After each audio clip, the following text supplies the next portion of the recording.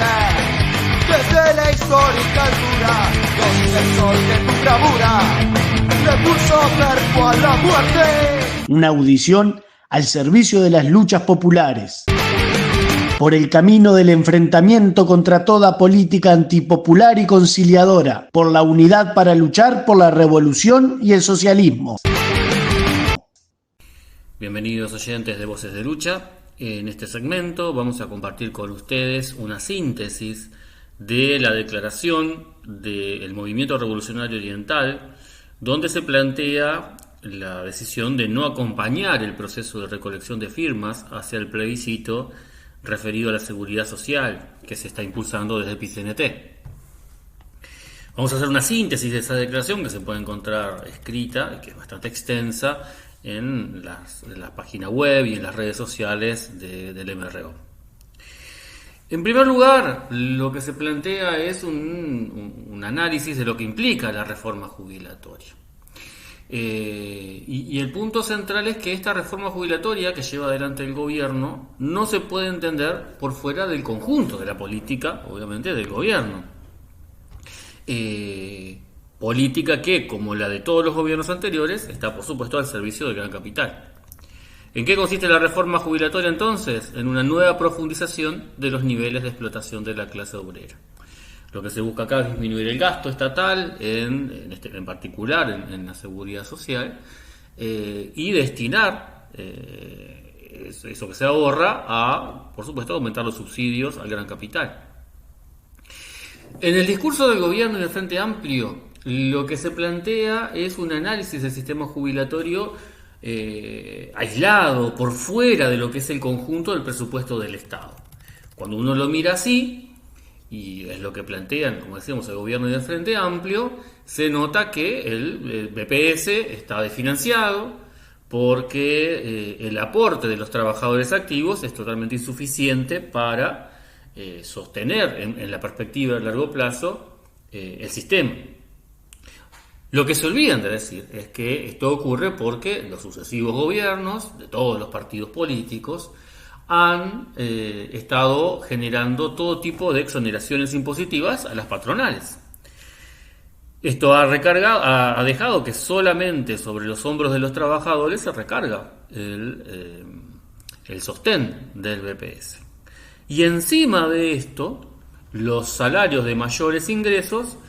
los aportes de los salarios de mayores ingresos van a parar a las AFAP. Por lo tanto, el BPS se sostiene en base a los aportes de los salarios de menores ingresos.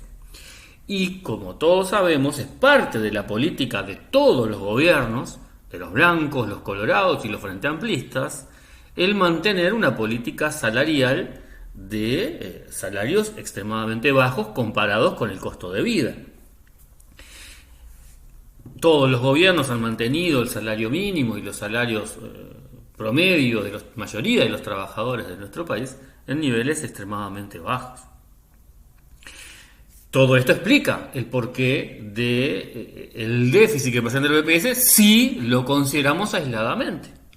Ahora, si lo consideramos en el marco de la política general del Estado, la situación es la misma. Es decir, el Estado se sostiene exclusivamente con los aportes de los trabajadores, los aportes obligatorios de los trabajadores, con la expropiación que hace el Estado de los salarios de los trabajadores mediante el impuesto a los sueldos, el IRPF, que es el heredero del IRP inventado por Valle y que luego el Frente Amplio le cambió el nombre, el IRPF, y el impuesto al consumo popular, que es el IVA. En definitiva, todo el funcionamiento del Estado, todo servicio que genere el Estado y que se sostenga por el Estado, y toda la política de subsidios a los grandes capitalistas, toda la política del pago de la deuda externa, toda la política de transferencia de capital a los grandes capitalistas, se sostiene con lo que le sacan a los trabajadores. Y esa es la clave de lo que nadie está diciendo, de lo que nadie discute. Ni siquiera quienes están poniendo sobre la mesa la papeleta para intentar llegar al plebiscito. Los impulsores del plebiscito no plantean en ningún momento el cuestionamiento a esta situación de conjunto, ni siquiera de la forma más limitada que implicaría reclamar el aumento de los aportes patronales al BPS, por lo menos.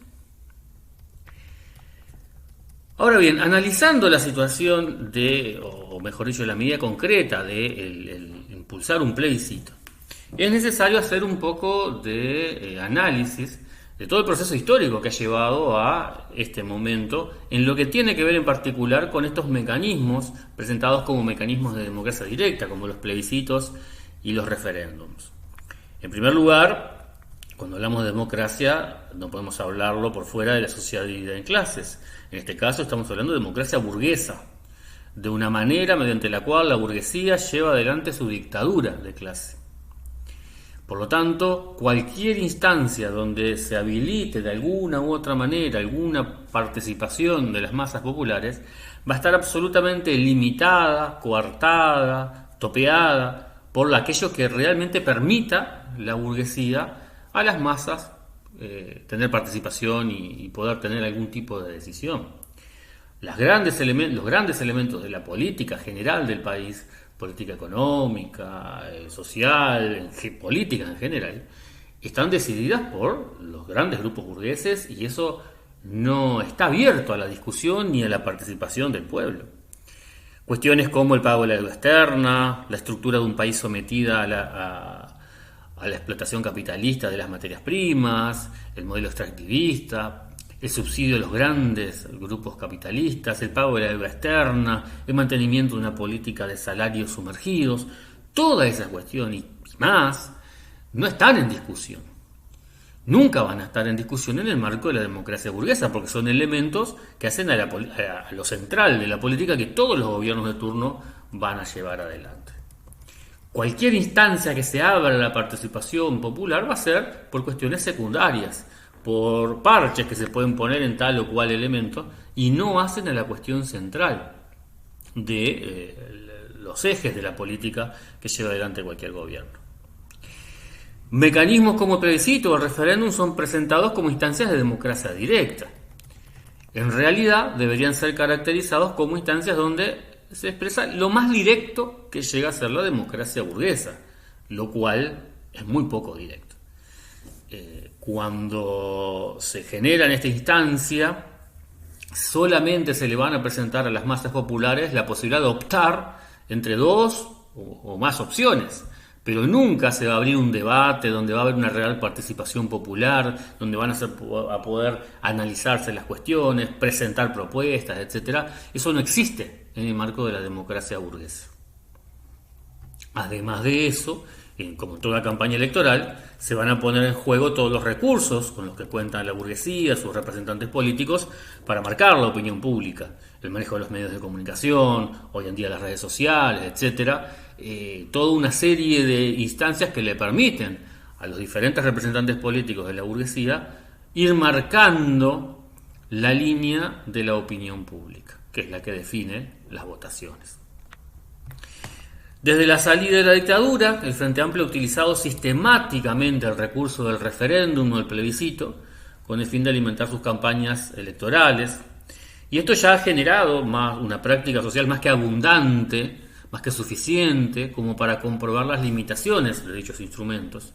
y también para generar un desgaste y un descreimiento de las masas populares respecto a los mismos.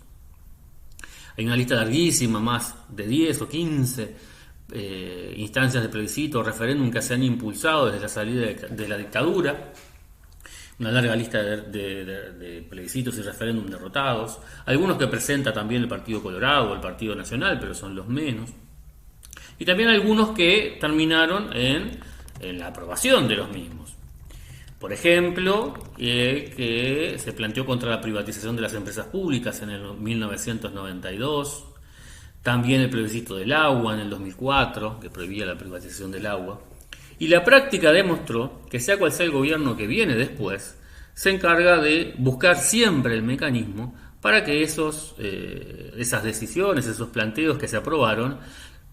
no entorpezcan para nada el llevar adelante las políticas de la burguesía. Con la ley de empresas públicas del 92, donde se planteaba defender las empresas públicas, evitar las privatizaciones, etcétera, etcétera. Lo que se ve hoy en día es que las empresas públicas se manejan con tercerizaciones, en lo que tiene que ver, por ejemplo, con la telefonía, que era Antel en esa época uno de los ejes centrales del plebiscito. Hoy se vio que se abrió el espectro de la telefonía móvil a otras empresas multinacionales, hoy en día el tema de Internet, y el mismo funcionamiento de las empresas públicas se fue abriendo a la participación del sector privado. Hay todo tipo de mecanismos mediante el cual los gobiernos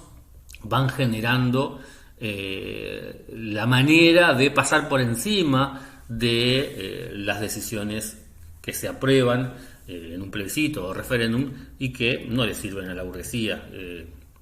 Lo mismo pasó con el plebiscito del agua, donde Tabaré Vázquez se encargó de ignorarlo olímpicamente, inmediatamente después de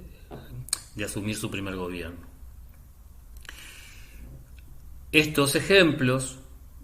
reafirman el hecho de que sea cual sea el resultado de un plebiscito o referéndum, la dictadura de la burguesía se mantiene incólume y mediante algún mecanismo u otro, el gobierno de turno se encarga de pasar por encima de la votación que sea. Las organizaciones y los militantes revolucionarios no tenemos derecho en ningún caso a dejar de denunciar que la democracia burguesa no es más que un velo con el que se disimula la dictadura de clase de la burguesía. ¿Qué objetivos se persiguen con el plebiscito? Bueno, en primer lugar, es importante ver si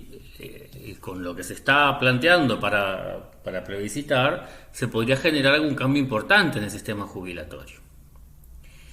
La respuesta es que los cambios que se impulsan, mantener la edad de retiro en 60 años, igualar la jubilación mínima al salario mínimo y eliminar las AFAP, no cambia radicalmente la cuestión. Con esta propuesta de plebiscito, el hecho de que el sistema jubilatorio es mantenido casi exclusivamente en base a los impuestos de los trabajadores no se toca, por lo cual no se toca en esencia los beneficios que se reciben los capitalistas, exonerados de todo tipo de impuestos. En lo que respecta al tope de la edad de retiro, se plantea volver al sistema anterior, 60 años, que tampoco era lo mejor para los trabajadores. En lo que refiere a las jubilaciones mínimas, pegarlas al salario mínimo sin decir nada respecto a aquel mismo, debería asegurar el mantenimiento de las necesidades más elementales de los trabajadores y sus familias, es continuar aceptando el mantenimiento de salarios y jubilaciones de miseria para enormes masas de nuestra clase. La propuesta de plebiscito, nada se dice tampoco del cambio de la forma de cálculo de las jubilaciones que se imponen con la reforma jubilatoria del gobierno, que tenderá a generar rebajas generalizadas de las mismas, sobre todo de las jubilaciones medias o un poco más altas. El cambio más profundo que se plantea es la eliminación de las AFAPs. Sin embargo, como mencionábamos en los ejemplos anteriores, aun cuando esto se aprobara,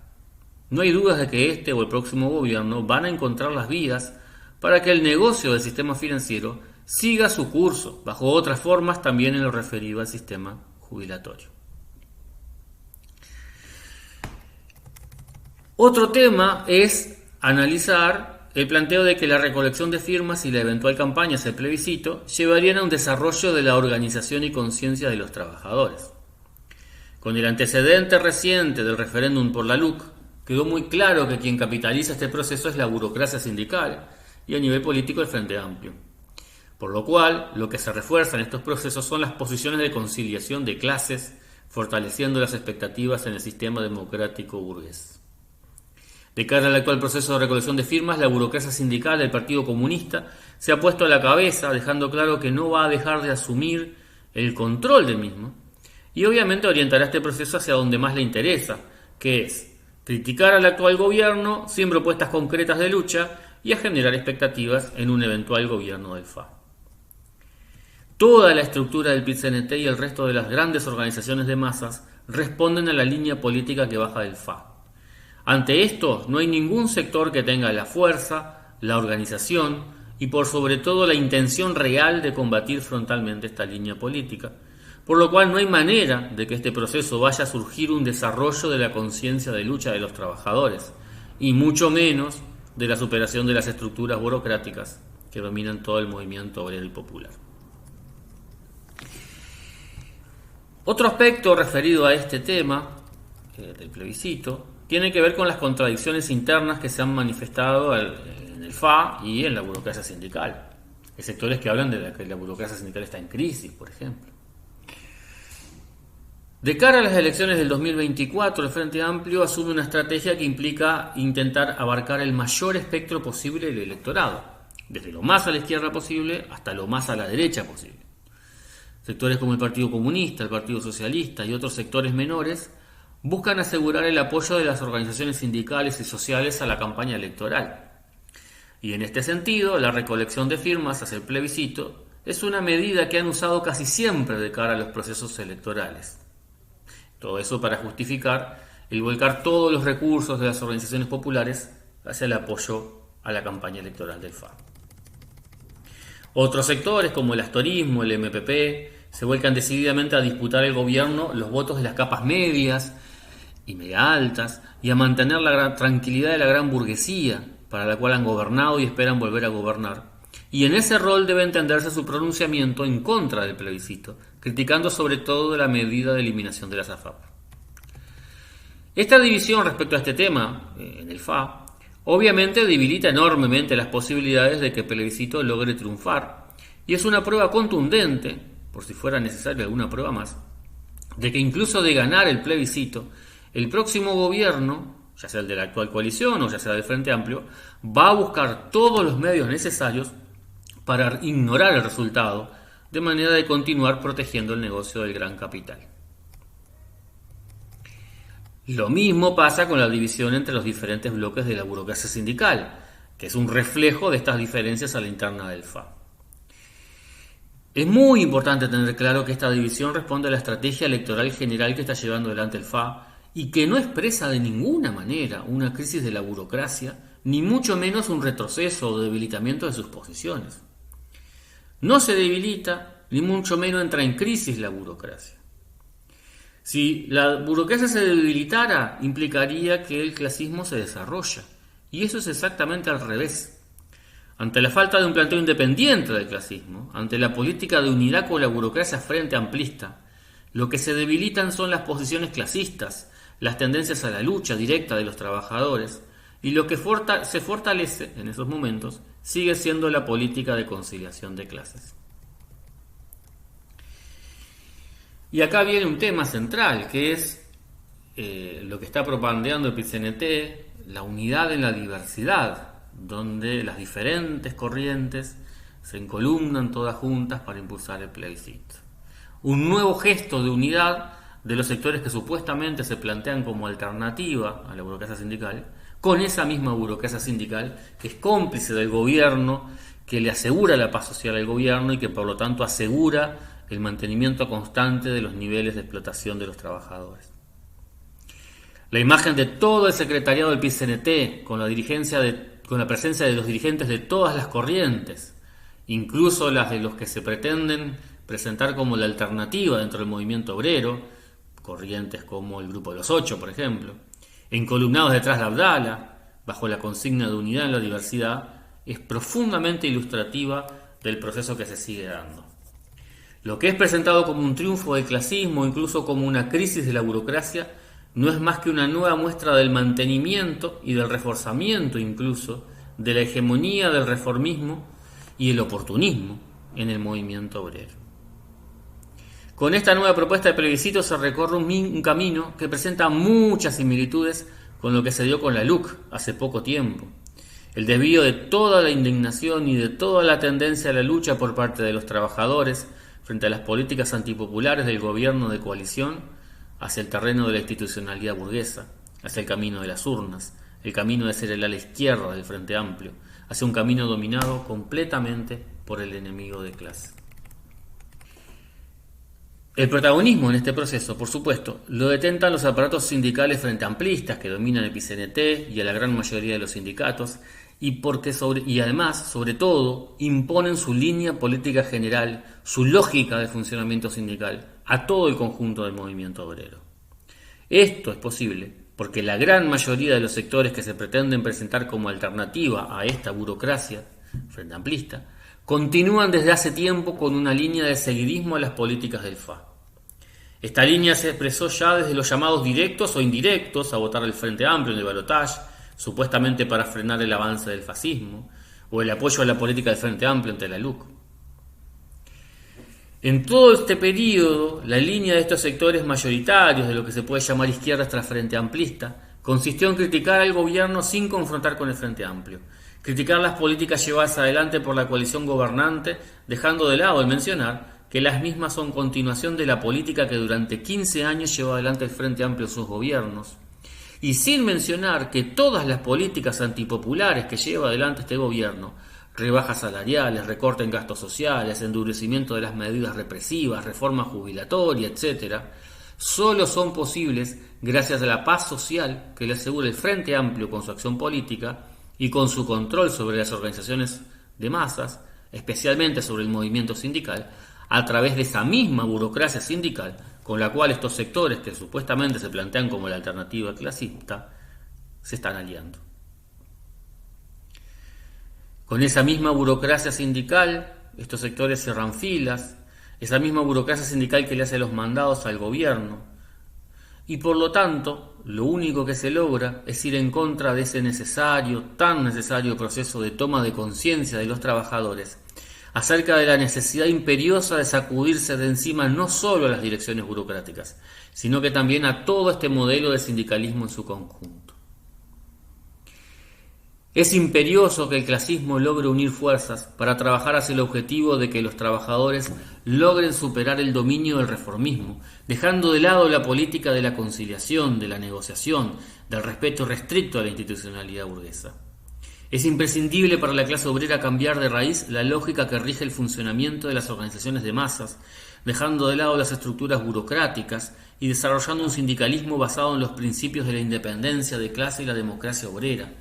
de manera que los sindicatos y otras organizaciones populares se transformen en herramientas para la lucha de los trabajadores y dejen de ser lo que actualmente son, herramientas para asegurar la paz social, es decir, para asegurar el mantenimiento de la explotación capitalista en los mejores términos para la burguesía. Esto, claramente, solo será posible a partir de una lucha frontal contra la burocracia sindical por parte del clasismo, cuestionando abiertamente ante las masas el conjunto de su política, los métodos de funcionamiento que imponen en los sindicatos, contrarios a los más elementales principios de la democracia obrera, y desarrollando una política independiente. El planteo de que ante el gobierno de derecha es posible aliarse con la burocracia frente amplista choca frontalmente con la realidad de que esa burocracia es uno de los principales facilitadores de la realización de las políticas del gobierno. El planteo de que criticar al FA o a sus aparatos sindicales y no asumir su línea política es aislarse de las bases frente amplistas choca con la realidad de que llevando adelante esta política, los sectores que han avanzado en los sindicatos son los sectores frente amplistas, mientras que los que se presentan como alternativa han retrocedido y que el conjunto de la izquierda tras frente amplista continúa relegado a un rol marginal a nivel del escenario político. Y lo más grave es que todo esto ocurre mientras estos sectores realmente aíslan su línea política, al no confrontar con el FA, al rebajar el discurso político para no caerle antipático al votante frente amplista. La política oportunista del Grupo de los Ocho o la coordinación de los sindicatos no es un camino para superar la hegemonía de la burocracia. Por el contrario, con prácticas oportunistas y burocráticas también por su parte, solamente refuerzan las posiciones de la burocracia y se convierten en sostén de las estructuras burocratizadas del PIT-CNT. Es necesario poner en pie una alternativa política que levante un programa que confronte directamente con el programa que defiende todo el espectro político que se disputa a los diferentes puestos del gobierno. Un programa que recoja las reivindicaciones más apremiantes para la clase obrera y el conjunto del pueblo explotado y que confronte de plano con los intereses del gran capital. Planteos como el de la ruptura con el sometimiento al imperialismo, el no pago de la deuda externa, la expropiación de los grandes capitales instalados en el país, la estatización de la banca y el comercio exterior, la imposición de grandes impuestos al capital y la eliminación de los impuestos a los salarios y al consumo popular, el aumento general de salarios y pasividades, tomando como base la canasta familiar, un sistema estatal único y gratuito de salud, entre otras muchas medidas impostergables para las grandes masas populares,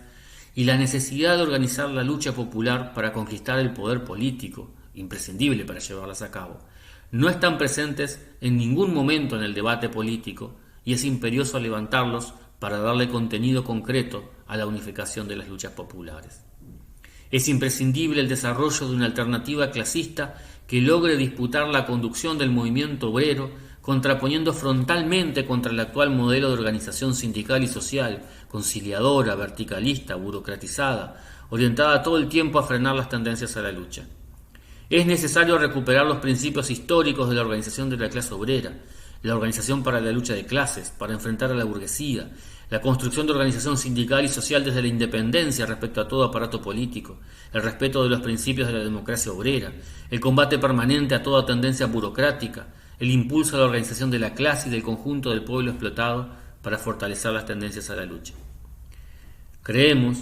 que la medida de la recolección de firmas hacia el plebiscito que llevan adelante todos los sectores que integran la dirección del PIT-CNT, unidos en la diversidad, bajo la línea política de la burocracia, no es un paso en el sentido del desarrollo de esa alternativa tan necesaria para el desarrollo de la organización y la lucha de los trabajadores.